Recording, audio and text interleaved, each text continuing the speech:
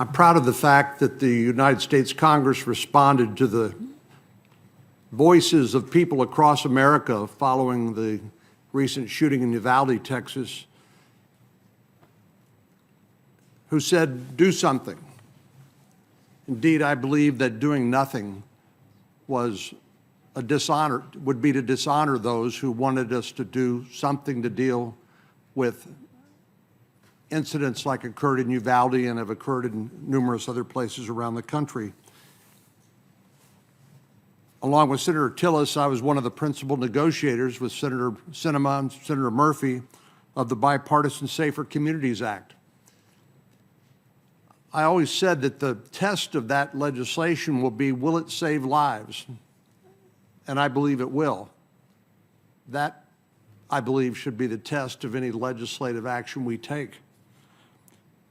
In addition to focusing on the profile of some of the alienated young men who lash out, not only committing suicide themselves, but taking the lives of others, we tried to figure out how to get at people who are suffering from mental health crises, who none of us believe should have access to firearms. Indeed, under current law, somebody with a mental health adjudication cannot pass a background check, or keeping guns out of the hands of criminals. I believe that the Second Amendment and good public policy are not mutually exclusive. And that's what we tried to do in the Bipartisan Safer Communities Act. We also made the single largest investment in community-based mental health care in American history, something I believe that will save more young people who are going through a mental health crisis, getting them access to treatment, counseling, medication, whatever it takes to help them live productive lives. And I believe the money that we invested in making our schools safer will pay off. I don't think any parent ought to have to send their child to school worried for their safety. I don't think any child should have to go to school worried about their safety. So I'm proud of the work we've done, and I'm proud of the work we have done before that in improving the background check system, the so-called fixed NICS, or National Instant Criminal Background Check System, following the Sutherland Springs shooting. But one thing I am unwilling to do is to erode the constitutional rights of law-abiding citizens. Law-abiding citizens are not going to commit these heinous acts. They're not going to commit crimes. They're not going to be suffering from a mental health crisis and lash out and be a danger to themselves or others.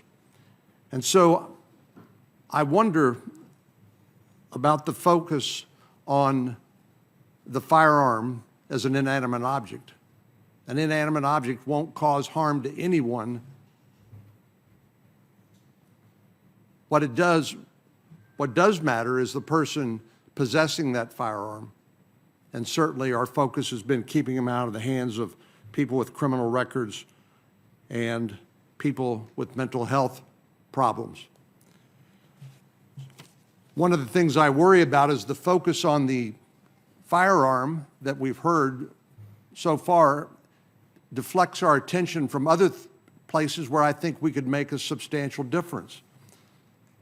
Things like focusing on the criminals that committed 836 homicides last year in Chicago alone. You know, this came in the wake of the defund the police movement and the so-called Ferguson effect, where law enforcement officers were blamed as opposed to the criminals that committed violent and illegal acts. I don't hear any commentary about the 108,000 Americans who died of drug overdoses last year alone. All of those drugs come across the southern border. Virtually all of the drugs come across the southern border, yet we have an open border.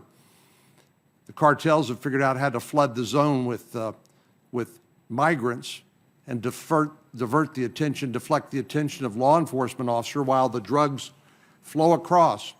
And it is the criminal gangs in cities across America that commit most of the acts of violence using guns. protecting their market share in their territory, lashing out and killing innocent people. So I think, as horrific as these incidents are, one of the object lessons, I think, of what happened in Highland Park is the strictest gun laws in the nation did not prevent this terrible act. And I think if we focus just on the instrumentality, on the tool, on the inanimate object, and divert our attention from these other contributing factors to these terrible crimes and terrible acts, that we are missing a possible solution to the problem. And I would just finally close, Mr. Chairman. Thank you for your generosity in letting me make this statement. It's not lost on me that in Sutherland Springs, Stephen Williford, this was a little Baptist church outside of San Antonio, my hometown, 2017, somebody who was able to buy a firearm illegally because he'd been convicted of a felony, domestic violence, and been committed for mental health problems. Somebody who disqualified from being able to buy a firearm was able to buy one because the United States Air Force did not upload that information in the background check system. But the person who saved lives that day was a man named Stephen Williford, an NRA shooting instructor who took his AR-15 from his gun safe when he heard shooting at Sutherland Springs and went down there and stopped the shooter. We saw that happen again in Indiana, where a Good Samaritan was able to limit the damage that the shooter was able to cause, because these are law-abiding citizens exercising their Second Amendment rights. So I worry that if our focus is simply on the instrumentality, on the firearm itself, an inanimate object, to the detriment of these other contributing factors, that we will have missed the point. Maybe we will have stayed on our talking points, but it will not allow us to reduce the carnage that we're seeing in cities across the country and regions across the United States. Thank you, Mr. Chairman. Thank you, Senator Cornyn. The first panel of witnesses, I'm going to welcome to the table in just a moment. We'll have 5 minutes of testimony from each, and then they'll be open for questions from members of the